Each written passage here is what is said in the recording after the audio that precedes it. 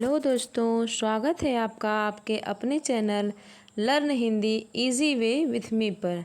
तो दोस्तों, आज हम लोग अपनी आदिकालीन साहित्य में अगली कड़ी में जो इम्पोर्टेंट नोट्स थे आदिकालीन लौकिक गद्य एवं पद साहित्य के, तो उसके बारे में आज पढ़ेंगे। ये क्वेश्चन बहुत ही इम्पोर्टेंट है, इसलिए बिल्कुल ध्यान लगाकर पढ़ें, पढ़ाई ईमानदारी से करें। चलिए अब हम बिना समय गंवाए शुरू करते हैं।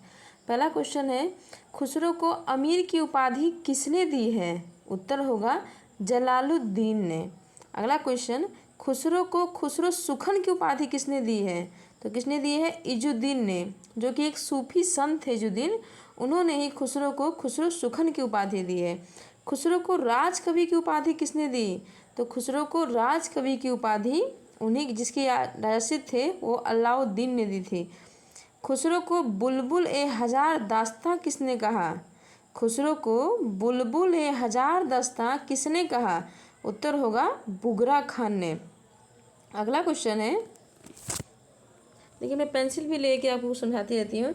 खुसरो को बुलबुल ए बाजार, ये बात किसने कहा है? तो खुसरो को बुलबुल ए बाजार बुगरा खान ने कहा है। अगला क्वेश्चन है, खुसरो की हिंदी रचनाओं का प्रथम संग्रह किसने प्रकाशित कराया? तो खुसरो की प्रथम रचनाओं का संग्रह मौलाना रशीद अहमद, किसने? मौलाना रशीद अहमद ने प्रकाशित करवाया। कब? तो 1918 ईस्वी में। और किस नाम से? जवाहर खुसरवी नाम से अलीगढ़ से कराया। अब क्वेश्चन कैसे कैसे बन सकता है? क्वेश्चन ये बनेगा, खुसरो की हिंदी रचनाओं का प्रथम संग्रह किसने प्रकाशित कराया? तो उत्तर होगा, अगला क्वेश्चन है, खुसरो की हिंदी रचनाओं का द्वितीय संग्रह किसने प्रकाशित कराया था? देखिए अब क्वेश्चन दोनों तरह के मैंने पास में रख दिए हैं। अगर खुसरो की हिंदी रचनाओं का प्रथम संग्रह किसने प्रकाशित कराया, तो किसने कराया था? मौलाना रशीद अहमद ने। कब कराया था? 1918 ईस्वी में। किस नाम से कराया था? जवाहर खुसरवी नाम से कराया था। और कहाँ से कराया था? तो अलीगढ़ से कराया था। यदि दूसरा क्वेश्चन ये पूछे, खुसरो की हिंदी रचनाओं का द्वितीय संग्रह, कौन सा द्वितीय संग्रह किसने प्रकाशित कराया था? तो ब्रज रत्न दास ने किस नाम से?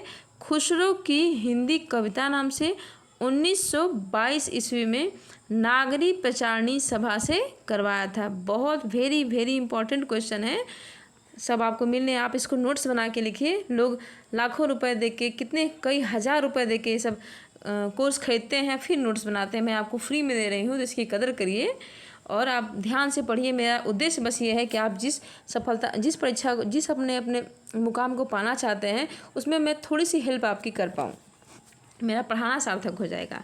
तो देखिए क्वेश्चन क्या बन सकता है, खुसरो की रचनाओं का द्वितीय संग्रह किसने प्रकाशित करवाया था? तो ब्रज रत्न दास ने। किस नाम से प्रकाशित कराया था? तो खुसरो की हिंदी कविता नाम से। और कब कराया था? तो 1922 में। कहाँ से कराया था? तो नागरी प्रचारणी सभा काशी से कराया था। अब अगला क्वेश्चन हो सकता है, बनेगा, बच्चन सिंह के अनुसार विद्यापति का समय क्या है? तो बच्चन सिंह के अनुसार विद्यापति का समय क्या है? 1360 से 1448 ईस्वी। अगला क्वेश्चन है, विद्यापति के माता पिता एवं गुरु का नाम क्या था? तो विद्यापति के माता का नाम हांसनी देवी, पिता का नाम गणपति ठाकुर और गुरु का नाम क्या था? हरि मिश्र था।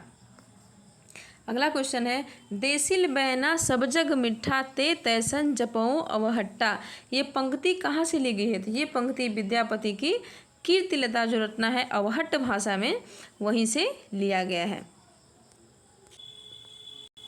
अगला क्वेश्चन है, विद्यापति ने अपनी किस रचना को कहानी कहा है? तो किसको कहा है? वो भी कीर्तिलता को कहा है।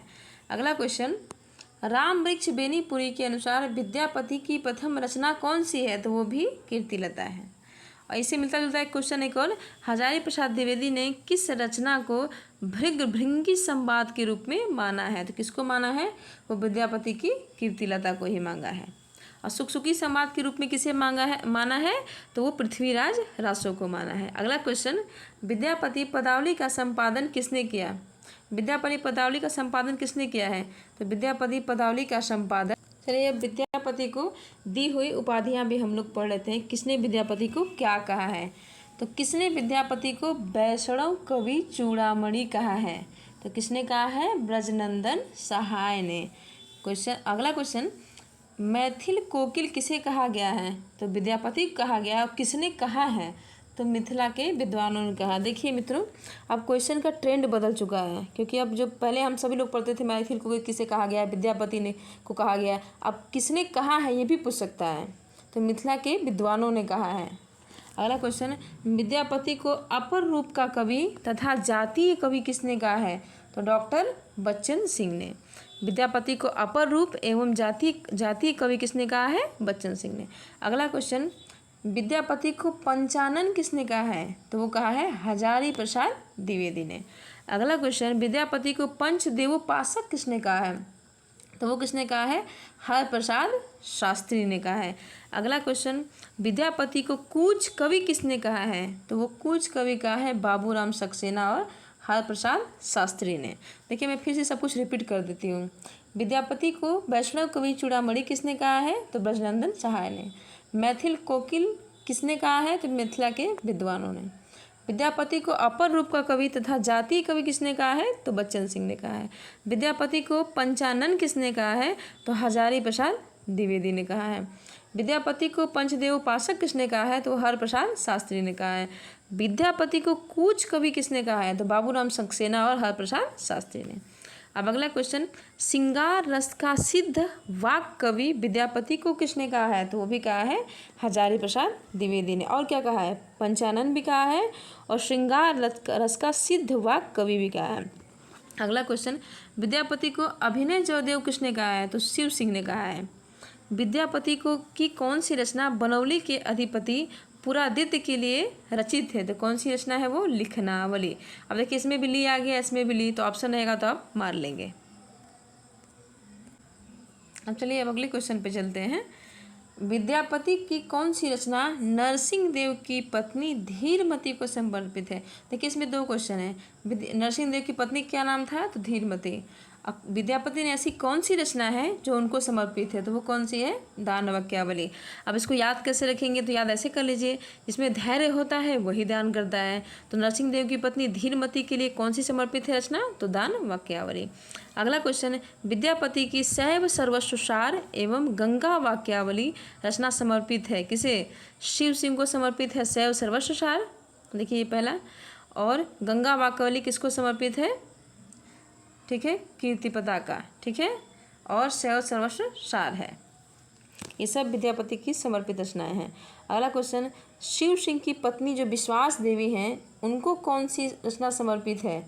तो गंगा वाक्यावली है और शैव सर्वस्व सार। ध्यान दीजिएगा, विद्यापति की कौन सी रचना, विद्यापति की शिव सिंह की पत्नी विश्वास देवी को कौन कौन सी समर्पित रचनाएं हैं विद्यापति की?